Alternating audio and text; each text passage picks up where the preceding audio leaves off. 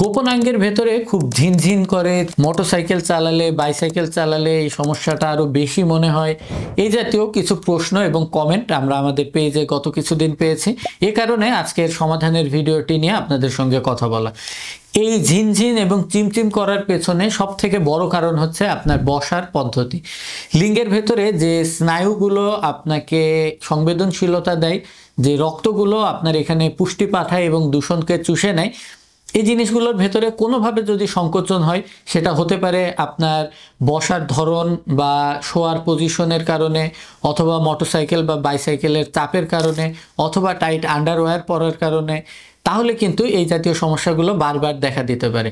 এছাড়া যদি আপনার ভেতরে কোনো রকম স্নায়বিক রোগ থাকে বা স্নায়ুর যে সকল পুষ্টি অর্থাৎ ভিটামিন বি কমপ্লেক্সের যদি আপনার ভেতরে অভাব থাকে, অথবা যদি আপনার দীর্ঘদিনের ডায়াবেটিক্স অথবা প্রেশারের সমস্যা থাকে, এই যে কোনো কিছুই কিন্তু আপনার ভেতরে এই ঝিনঝিন এবং চিমচিমের যে একটা কারেন্টের শর্ট লাগা বা অবাস হয়ে যাওয়া অনুভূতি, এগুলো তৈরি করতে পারে।